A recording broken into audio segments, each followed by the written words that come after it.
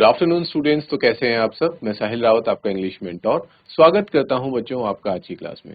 तो चलते हैं सीधा क्लास की तरफ और देखते हैं बच्चों। Today we are going to discuss the chapter we are not afraid to die if we can all be together.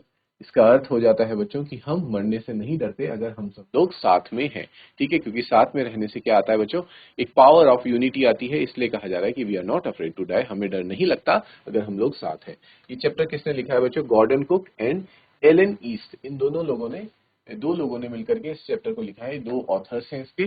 तो इसको आप थोड़ा सा याद रखेंगे बच्चों। ठीक है, ये एग्जाम में पूछा जा सकता है क्योंकि बाकी चैप्टर्स के अकॉर्डिंग ये इसलिए पूछा जा सकता है क्योंकि सब में एक ऑथर होते हैं, लेकिन यहाँ पे आपको दो देखने को मिल रहे हैं, इसलिए इससे क्वेश्चन बन सकता है। तो इसको थोड़ा सा ध्यान रखेंगे बच्चों। ठीक है, तो इसी के साथ हम चैप्टर को अपने स्टार्ट कर देते हैं। ठीक है, ओके। अब ये बात कब की हो रही है? In July 1976 my wife Mary, son Jonathan 6, daughter Suzanne 7, यानी कि जो डॉटर है, जो ऑथर है उनकी वाइफ जो ये स्टोरी नरेट कर रहे हैं या फिर जो नरेटर है वो 1976 की जुलाई की बात करते हैं। उनकी वाइफ मैरी, उनका बेटा जॉनथन जो 6 साल का है, डॉटर सुजैन जो 7 साल की है, and I set sail from Plymouth England to duplicate the round the world voyage made 200 years earlier by captain James cook. ठीक है, वो अपने कह सकते हैं समुद्री जहाज में, बोट में निकलते हैं। क्या करने? इंग्लैंड से निकलते हैं बच्चों, प्लाईमाउथ से। आप कह सकते हैं समुद्र का पूरा राउंड चक्कर लगाने, जो कि सबसे पहले 200 साल पहले किसके द्वारा किया गया था? कैप्टन जेम्स कुक के द्वारा ये किया गया था। उसी चीज को रिपीट करना चाह रहे हैं। For the longest time Mary and I, a 37-year-old businessman, had dreamed of sailing in the wake of the famous explorer, and for the past 16 years we had spent all our leisure time owning our seafaring skills in British waters। ठीक है, वो बताते हैं बच्चों कि ये बहुत पहले से हम लोगों का ख्वाब था। किसका? मेरा और मेरी जो वाइफ है, जो कि 37-year-old बिजनेसमैन है, हैड ड्रीम्ड, इसके बारे में हमेशा से ही ख्वाब देखा था और हमेशा से ही इसके लिए पिछले 16 साल से हम तैयारी कर रहे हैं। अपना जो लेजर टाइम होता है, बहुत कीमती वक्त होता है, वो हमने इसमें जो स्किल्स चाहिए बच्चों ये सब करने के लिए, वो सारी चीजों सीखने में हमने अपना सारा समय लगाया है। जो ब्रिटिश वाटर्स है उसको स्टडी किया है। और बोट वेव वॉकर, उनकी बोट का नाम क्या है बच्चों? Wave walker. 23 मीटर, अब उसके बारे में बताया जा रहा है, वो 23 मीटर की 30 टन वुडन हर्ल्ड ब्यूटी है, यानी कि वुडन की वो बोट है। हैड बीन प्रोफेशनली बिल्ट, उसको प्रोफेशनल्स के द्वारा बनाया गया है। And we had spent months fitting it out and testing it in the roughest weather we could find. और हमने उसको काफी महीने गुजार दिए उसको फिट, उसका जो उसकी टेस्टिंग करने में, उसको चेक करने में कि क्या वो रफ वेदर में भी सर्वाइव कर सकती है या फिर नहीं। The first leg of our plan 3 year 105,000 kilometers journey passed pleasantly as we sailed down the west coast of Africa to Cape Town। ठीक है बच्चों, बताते हैं पहली जर्नी में हमें 3 साल लगे, जिसमें कि उन्होंने कितने किलोमीटर ट्रेवल किए बच्चों? 1,10,000, 10,000, 1,05,000 किलोमीटर्स की जर्नी उन्होंने ट्रेवल करी। कहां से कहां तक बच्चों? वेस्ट कोस्ट ऑफ अफ्रीका से लेकर टू केप टाउन तक वो वापस आ जाते हैं। ठीक है बच्चों, पूरा चक्कर लगा के। There before heading east we took on 2 crewmen, American Larry Vigil and Swiss Herb Sigler, to help us tackle one of the world's roughest seas, the Southern Indian Ocean। ठीक है, फिर बताते हैं कि ईस्ट की तरफ जाने से पहले हमने क्या किया? दो और क्रू के मेंबर्स को अपने साथ इन्वॉल्व कर लिया। वो कौन कौन थे? उनमें से एक अमेरिकन थे, लैरी विजल, और दूसरे थे बच्चों स्विस हर्ब सिजलर। ये दोनों क्या थे? एक्सपर्ट थे। इस वजह से इनकी मदद लेने के लिए इनको भी इन्वॉल्व किया गया, क्योंकि अब वो लोग कहाँ जा रहे हैं बच्चों? ईस्ट की तरफ जा रहे हैं, यानी कि वेस्ट से ईस्ट की तरफ आ रहे हैं, इंडिया की तरफ आ रहे हैं। इंडियन ओशन में वो एंटर करने वाले हैं और वो कहते हैं कि ये दुनिया की सबसे रफेस्ट सीज यहाँ पे मौजूद है। क्लियर है यहाँ तक सभी को? Okay, very good.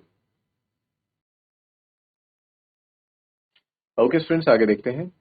On our second day out of Cape Town, we begin to encounter strong gales। ठीक है, स्ट्रॉन्ग गेल्स का मतलब होता है बच्चों बहुत बड़ी बड़ी, स्ट्रॉन्ग यानी कि मुश्किल लहरें उनके सामने आ रही होती, बहुत जोरदार लहरों से उनका सामना होता है। कब?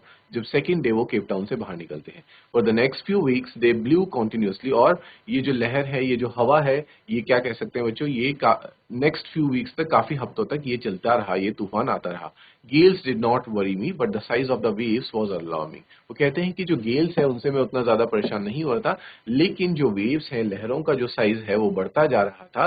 और लहरें कहां तक पहुंच गई थी बच्चों, अप टू 15 मीटर्स हाई वो पहुंच चुकी थी, 15 मीटर हाइट तक वो पहुंच गई थी। और वो ही मेरा मेन कंसर्न था, मेन मास्ट, यानी कि आप कह सकते हैं असली परेशानी वही थी बच्चों। ठीक है,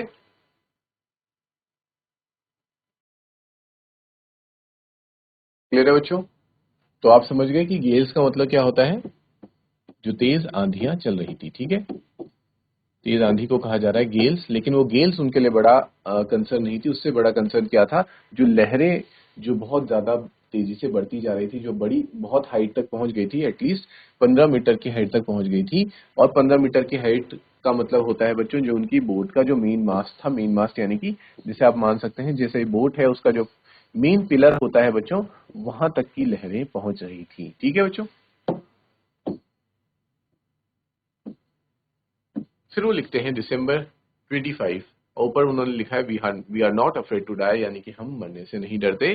दिसंबर 25 found us 3,500 kilometres east of Cape Town. फिर हम केप टाउन से कितना आगे आ चुके हैं बच्चों, 3,500 किलोमीटर आगे वो आ चुके हैं। Despite atrocious weather we had a wonderful holiday complete with a Christmas tree.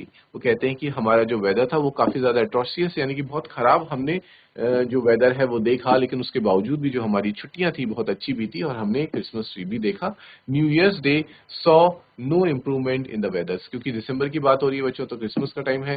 ठीक है, और न्यू ईयर जो है वो भी पास आ रहा है, so no improvement in the weather, लेकिन वेदर में अभी भी कुछ भी ठीक होता हुआ नजर नहीं आ रहा है। But we reason that it had to be change soon, लेकिन हमने ये समझा कि शायद ये धीरे धीरे बदल जाएगा। And it change for the worse, और हाँ वो बदला भी, लेकिन कैसा बदला बच्चों, वो और ज्यादा बुरे से बदतर होता गया। ठीक है, वो बेहतर नहीं हुआ बल्कि और ज्यादा बदतर हो गया। क्लियर है? At dawn on January 2 the waves were gigantic. ठीक है, 2 तारीख को जनवरी को वो बता रहे हैं कि क्या हो जाती है, जो वेव्स हैं बहुत ज्यादा बड़ी हो जाती हैं, gigantic.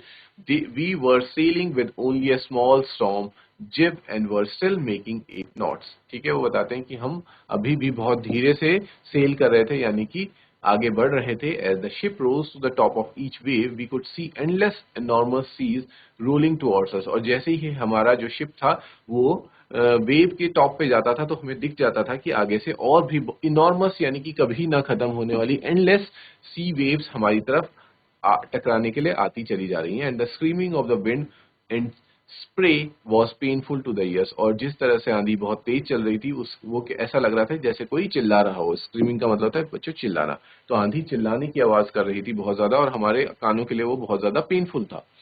To slow the boat down, we dropped the storm jib and lashed a heavy mooring rope in a loop across the stern. तो हमें लगा कि अब हमें अपनी स्पीड थोड़ी कम करनी पड़ेगी, इसलिए हमने क्या करा बच्चों, अपनी स्पीड को थोड़ा सा कम किया। Then we double lashed everything. Lashed का मतलब होता है बच्चों रस्सी से बांधा सारी चीजें। Went through our life raft drill, attach life lines, donned oilskins and life jackets. ये सारी चीजें लेकर के वो तैयार हो गए कि जैसे ही हमें ये जो वेव्स हैं वो हिट करेंगी, तो हम अपने आप को पूरा लाइफ जैकेट वगैरह लेकर के तैयार रहेंगे। ठीक है, तो पूरी तरह से रेडी हो गए। ओके स्टूडेंट्स, देखते हैं नेक्स्ट पैराग्राफ। फिर वो देखते हैं कि सबसे पहले उनके पास क्या आता है, the first indication of impending disaster. Disaster यानी कि बच्चों क्या, आप एक तरह से कह सकते हैं जो तबाही उनकी तरफ बढ़ती चली आ रही थी, जो एकदम सामने या फिर पास आ चुकी थी। केम एट अबाउट 6 PM, और वो कब आई, 6 PM पे वो आई विद एन ओमिनियस साइलेंस। और जैसे बोलते हैं ना कि तबाही से पहले बहुत ज्यादा शांति होती है, तो उसी तरह से उस वक्त कैसा सन्नाटा छा गया होता है बच्चों, एक बहुत बेकार सा साइलेंस होता है। ओमिनियस को हम कह सकते हैं, जिसे हम कहते हैं नॉट गुड, या फिर अमंगल जिसे हम हिंदी में कह सकते हैं, कि बहुत ही गलत कुछ होने वाला था, ऐसा पहले से ही महसूस हो रहा था। द विंड ड्रॉप्ड, विंड जो थी वो अब ड्रॉप हो चुकी थी। And the sky immediately grew dark, और जो आसमान था वो बहुत ज्यादा काला घना अंधेरा हो गया। Then came a growing roar, और फिर क्या आई, एक गुर्राहट की आवाज आई। And an enormous cloud towered aft of the ship, और एक बड़ा सा बादल कह सकते हैं, काला घना बादल हमारे शिप के ऊपर आ गया। विद हॉरर, लेकिन डर की बात यह है कि मुझे रियलाइज हुआ कि वो सिर्फ और सिर्फ एक क्लाउड नहीं था, but a wave like no other I had ever seen. यानी कि वो वेव इतनी बड़ी थी बच्चों, इतने हाइट पर थी कि उसे लग रहा था, ऑथर को लग रहा था कि वो क्या है, वो एक क्लाउड है। तो वो सच में एक क्लाउड नहीं था, बल्कि वो एक वेव थी, और इतनी बड़ी वेव थी जो कि उसने आज से पहले नहीं देखी थी। इट अपियर्ड परफेक्टली वर्टिकल, और वो एकदम उनके सर के ऊपर थी, and almost twice the height of the other waves, और जो उसकी हाइट थी वो बाकी की वेव्स की हाइट के 2 गुनी थी। With a frightful breaking crest, और बहुत ज्यादा डरावना था, और ऐसा लग रहा था कि अगर वो हमसे टकराएगा तो हमारे शिप को पूरी तरह से क्या कर देगा बच्चों, ब्रेक कर देगा, तोड़ देगा। क्लियर है? फिर वो कहते हैं कि द रोर इंक्रीज, यानी कि जो गुर्राने की आवाज थी, जो आवाजें थी, वो और बढ़ती गई टू अ थंडर। फिर वो कैसे हो गई? थंडर बच्चों, जैसे गरजने की आवाज होती है, जो गुर्राने की आवाज है वो गरजने की आवाज में कन्वर्ट हो गई। एज द सन, यानी कि बहुत ज्यादा कट होती गई, moved up the face of the wave, and for a moment I thought we might ride over it. और वो कहते हैं कि मुझे एक पल के लिए ऐसा लगा कि शायद हम इस वेव के ऊपर से निकल जाएंगे। But then a tremendous explosion shook the deck. Deck होता है बच्चों, जो आपका एरिया होता है, सरफेस, सरफेस होता है, जो बोट का सरफेस होता है, आपका शिप का सरफेस होता है, उसे डेक कहते हैं। एक अचानक से वहां पे धमाका हुआ, एक्सप्लोजन मींस धमाका। A torrent of green and white water broke over the ship. आप कह सकते हैं कि ग्रीन और व्हाइट वाटर, जो कि समुद्र का पानी था, वो शिप के ऊपर ही आ गया। My head smash into the wheel, और जो मेरा सर है वो जाकर के किससे टकराया? व्हील, यानी कि जो कैप्टन का व्हील होता है बच्चों, जिससे वो डायरेक्शन देते हैं, उससे टकराया। And I was aware of flying overboard, और मुझे ऐसा लगा कि मैं उड़ करके गया और एक जगह गिर गया। And sinking below the waves, और जो लहरें थी जो शिप के ऊपर आ चुकी थी, उनके नीचे क्या हो गया? सिंक हो गया। सिंक मतलब बच्चों डूब गया। I accepted my approaching death, और मैंने अपनी जो मृत्यु जो मेरे निकट आ रही थी उसको स्वीकार कर लिया था। And as I was losing consciousness, वो कहते हैं जैसे जैसे मैं अपनी कॉन्शियसनेस को लूज करता जा रहा था, यानी कि कॉन्शियसनेस क्या होता है बच्चों? जब हम जाग रहे होते हैं, तो क्योंकि उनको बहुत ज्यादा चोट लगी थी, उनका सिर भी टकरा गया था, तो अपनी कॉन्शियस यानी कि बेहोशी की तरफ बढ़ते जा रहे थे। आई फेल्ट क्वाइट पीसफुल, मुझे कैसा महसूस हुआ? बहुत ज्यादा पीसफुल महसूस हुआ। वो यहाँ पे पीसफुल क्यों कह रहे हैं बच्चों? क्योंकि जब हम लोग कुछ काम कर रहे होते हैं, कुछ भी कर रहे होते हैं, कॉन्शियस होते हैं, तो हमारे दिमाग में बहुत सारे थॉट्स चलते रहते हैं, चीजें आती रहती हैं, कुछ ना कुछ हमारे माइंड में चलता रहता है। तो it is a very chaotic situation, बहुत कुछ चलता है हमारे माइंड में। लेकिन जैसे जैसे हम अनकॉन्शियस होते हैं, तो सारी चीजें स्लो डाउन हो जाती हैं, और धीरे धीरे। और वो कहाँ जा रहे थे बच्चों? He was going, the death was approaching near him, तो उनके वो पूरी तरह से अनकॉन्शियस होते चले जा रहे थे, इसलिए उनको ऐसा लगता है कि he is going in somewhere in a peaceful place, वो किसी शांत जगह में जा रहे हैं, और पूरी तरह से उनको चारों तरफ पीसफुल, पीस ही पीस दिखाई दे रहा होता है, नजर आ रहा होता है। ठीक है बच्चों? ऑथर आगे बताते हैं कि अनएक्सपेक्टेडली, जैसा कि मैंने एक्सपेक्ट नहीं किया था, सोचा नहीं था, my head popped out of the water, जो कि वो पूरी तरह से पानी के नीचे डूब गए थे, लेकिन अचानक से उनका सर पानी से बाहर आता है। A few metres away, Wave Walker was near capsizing. उन्हें दिखता है कि जो उनकी बोट थी, उनका जो शिप था वेव वॉकर, वो क्या हो जाता है बच्चों? कैप्साइजिंग, यानी कि पूरी पूरी तरीके से पलटने वाला होता है। ठीक है, आप कह सकते हैं पलटने वाला होता है उनका शिप। हर मास ऑलमोस्ट हॉरिजॉन्टल, और मास वही है बच्चों जो मैंने बताया था, जो सबसे हाईएस्ट वो होता है बोट में, वो पूरी तरह से कैसा हो गया था? पूरी तरह से हॉरिजॉन्टल आ चुका था, यानी कि उनकी बोट पूरी ऐसे हो गई थी, पलट चुकी थी। क्लियर है students? Then a wave hurled her upright, लेकिन अचानक से एक वेव आती है, एक फिर से एक लहर आती है, जो उसको क्या कर देती है? अपराइट कर देती है, यानी कि सीधा कर देती है। My lifeline jug out, I grab the guard rails, मैंने गार्ड रेल्स को पकड़ा, sail through the air into the wave water, और वेव वॉकर के अंदर फिर से वापस गया मैं। मीन बूम, उसके अंदर मैंने एंटर किया। Subsequent waves tossed me around the deck like a rag doll, बल्कि जो वेव्स वहां चल रही थी वो मुझे इधर उधर डॉल की तरह, एक कठपुतली की तरह, एक गुड़िया की तरह ऐसे पलट रही थी। माई लेफ्ट रिब्स क्रैक्ड, और जब मुझे इस तरह से वेव का धक्का लगा, तो जो जब मैं गिरा, तो मेरी जो रिब्स थी बच्चों, कह सकते हैं पसलियां जो थी, वो टूट जाती हैं, उनमें क्रैक आ जाता है। My mouth filled with blood, और मेरे मुंह से पूरा का पूरा ब्लड बाहर आता है। ब्रोकन टीथ, मेरे दांत टूट जाते हैं। Somehow I found the wheel, लेकिन जैसे तैसे करके मैं व्हील को ढूंढ लेता हूँ। Lined up the stern for the next wave and hung on, और उसको लाइन अप कर लेता हूँ, और उस पे ही डटा रहता हूँ, उसको मतलब व्हील को पकड़ के ही वहां पे खड़ा रहता हूँ। ठीक है बच्चों? इसमें बच्चों वो कहते हैं कि वाटर वाटर एवरीवेयर, चारों तरफ पानी ही पानी था। I could feel that ship had water below but I dared not abandon the wheel. मुझे महसूस हो रहा था कि पानी काफी ज्यादा बढ़ता जा रहा है, लेकिन मैं व्हील को नहीं छोड़ सकता था, नहीं तो हमारी जो शिप है वो गलत चली जाती, गलत डायरेक्शन में चली जाती। Suddenly the front hatch was throne open. जो फ्रंट हैच है वो खुलता है और वहां से मैरी मेरे सामने आती है, अपीयर होती है। और वो क्या कहती है, we are sinking, she scream, और चिल्लाती है कि हम डूब रहे हैं। द डेक्स आर स्मैश, और डेक्स पूरी तरह से स्मैश हो चुके हैं, टूट चुके हैं। We are full of water, पानी पूरा अंदर भरता जा रहा है। तो इस पे वो क्या कहते हैं, टेक द व्हील, तुम व्हील पकड़ो। I shouted as I scrambled for the hatch, और मैं वहां पे उसको देखने के लिए चला जाता हूँ।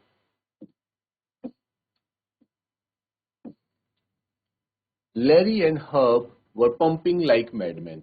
लैरी और हर्ब क्या कर रहे थे बच्चों, पानी को बाहर पंप कर रहे थे, जैसे कि कोई मैडमैन, कोई पागल व्यक्ति लगातार पानी बाहर फेंकते जा रहा हो, उस तरह से वो कर रहे थे। Broken timbers hung at the crazy angles and the whole starboard side bulged inwards, clothes, crockery, charts, tins and toys sloshed about in deep water। बताते हैं कि अपने शिप की हालत बता रहे हैं कि सब कुछ टूटा फूटा हुआ था, सब कुछ बिखरा हुआ था। क्लोथ्स थे, क्रॉकरी थी, जो भी उनका सामान था वो सारा इधर उधर पानी में बह रहा था। I half swam half crawl into the children's cabin, और फिर मैं स्वयं करते हुए, तैरता हुआ, क्रॉल करते हुए, रेंगता हुआ, कैसे करके चिल्ड्रंस के बच्चों के कैबिन में गया। आर यू ऑल राइट, और फिर मैंने वहां जाके पूछा कि क्या तुम लोग ठीक हो। Yes they answer from an upper bunk, और वो अपर बंक में छुपे हुए थे, वहां से वो रिप्लाई करते हैं कि हाँ हम ठीक हैं। But my head hurts a bit, लेकिन वो कहते हैं कि मेरा सिर में थोड़ा सा दर्द हो रहा है, शायद हो सकता है उसका सर कहीं पे टकराया हो। ऐसा कौन कहती है, सुजैन कहती है बच्चों, जो उनकी बड़ी बेटी थी। Pointing to a big bump above her eyes, उसके आइस के ऊपर, यानी कि आइस जहां उसका टकराया होता है वहां पे क्या होता है बच्चों, एक बम्प भी आ रखा होता है, वहां पे सूजन सी आ रखी होती है। I had no time to worry about bumped heads, लेकिन मेरे पास उस वक्त इतना वक्त नहीं था कि मैं बच्चों के बम्प्ड हेड्स देखूं, यानी कि उनको देख पाऊं ढंग से। बस इतना ही काफी था कि वो सही सलामत है और जीवित है। ठीक है बच्चों, और ये देख करके वो वहां से चले जाते हैं।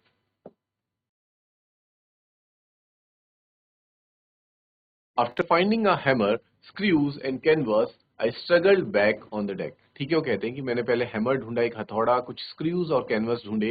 आई स्ट्रगल्ड बैक, मैं वापस से डेक में गया। With the starboard side based upon open, we are taking water with each wave that broke over us। हम सारा पानी बाहर निकालने लगे। If I could not make some repairs, we would surely sink। और मुझे लगा कि अगर हम रिपेयर नहीं कर पाए अपनी शिप को तो हम बिल्कुल डूब जाएंगे। Somehow I managed to stretch canvas and secure waterproof hatch covers across the gaping holes। फिर मैंने वो जो कैनवस होता है, कैनवस का जो कपड़ा था बच्चों, उसको लेकर के क्या किया, एक वाटरप्रूफ हैच बनाने की कोशिश की गई, कि जिससे कि जो होल्स हो गए थे हमारी शिप में, जो छेद हो गए थे, उनको मैंने बंद करने की कोशिश करी, जहां से कि पानी अंदर आ रहा था। Some water continue to stream below but most of it was now being deflected over the side. वो कहते हैं कि बहुत सारा पानी अभी भी आ रहा था, लेकिन काफी हद तक जो पानी था वो रुक चुका था। ठीक है, वो डिफ्लेक्ट हो गया था, वो दूसरी जगह जा रहा था। More problems arose when our hand pumps started to block up with the debris floating around the cabins and the electric pump short circuited। वो कहते हैं कि ज्यादा प्रॉब्लम तब शुरू हो गई, जो हमारा हैंड पंप था वो ब्लॉक हो गया, क्योंकि वहां पे डेब्रिस मतलब बच्चों आप कह सकते हैं जो बहुत सारा मलबा इधर उधर पड़ा हुआ था, उसकी वजह से वो पानी को वो नहीं कर पा रहा था, वो ब्लॉक हो चुका था। ठीक है, उसमें बहुत मलबा फंस गया था। और लेकिन जो हमारा इलेक्ट्रिक पंप था वो भी क्या हो गया था, शॉर्ट सर्किट हो गया था। The water level rose threateningly, और इस वजह से जो वाटर का लेवल था वो बढ़ता चला जा रहा था। Back on deck, I found that our two spare hand pumps had been wrenched overboard, along with the foresail, the jib, the dinghies and the main anchor. वो कहते हैं कि फिर जाके मैंने देखा कि हमारे कुछ स्पेयर हैंड पंप्स भी वहां पे बिखरे पड़े थे, और उनके साथ फोर सेल और जिब और डिंगीज, ये सारी चीजें, मेन एंकर भी वहां पे पड़ा हुआ था। एंकर आप लोगों को पता है बच्चों क्या होता है, इस तरह से जो शिप में आपने देखा होगा, जिसको नीचे डाल के शिप को रोका जाता है, किसी भी जगह पे उसको एक जगह पे क्या किया जाता है, एक पोजीशन पे रोक लिया जाता है। द वाटर लेवल रोज, हाँ ठीक है, ये हो गया। Then I remembered we had another electric pump under the chart room floor. फिर मुझे याद आया कि हमारे पास एक और इलेक्ट्रिक पंप है, कहाँ पे रखा हुआ, चार्ट रूम फ्लोर में। I connected it to an out pipe, मैंने उसको आउट पाइप से कनेक्ट किया, and was thankful to find that it work, और वो सच में काम कर रहा था। The night dragged on with an endless bitterly cold routine of pumping steering and working with the radio. वो पूरी रात हमारी सिर्फ और सिर्फ कैसे गुजरी, वो एक एंडलेस रात थी, यानी कि कभी ना खत्म होने वाली, बिटरली कोल्ड, बहुत ज्यादा ठंडा था, और हम पूरे रात भर क्या कर रहे थे, पानी को बाहर पंप कर रहे थे, स्टेयरिंग कर रहे थे, यानी कि जो अपना व्हील था उसको स्टेयर कर रहे थे, और रेडियो में हेल्प के लिए कांटेक्ट करने की कोशिश कर रहे थे। We were getting no replies to our mayday calls, जो हमारी कॉल्स थी उनसे हम कोई रिप्लाई नहीं हमें आ रहा था, which was not surprising in this remote corner of the world, जो कि एक आश्चर्य की बात नहीं थी, क्योंकि वो कैसे जगह में थे, एक रिमोट एरिया में वो पहुंचे हुए थे। रिमोट यानी कि बच्चों जो बहुत ही ज्यादा डिसकनेक्टेड एरिया हो, दुर्गम क्षेत्र हो, उसको कहेंगे रिमोट एरिया। क्लियर है स्टूडेंट्स? नेक्स्ट देखते हैं बच्चों।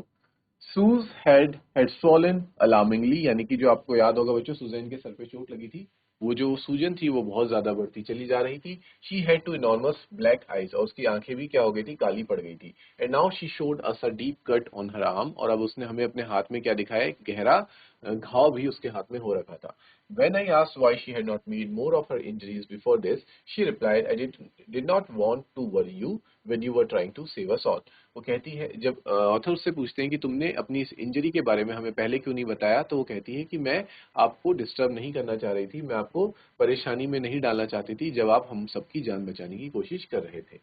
बाय मॉर्निंग ऑन जनवरी 3 की बात करते हैं, the pumps had water level sufficiently under control, कि जो वाटर लेवल है वो कंट्रोल में आ चुका था, और हम 2 आवर्स का रेस्ट ले पा रहे थे बीच में, और रोटेशन के साथ काम कर रहे थे।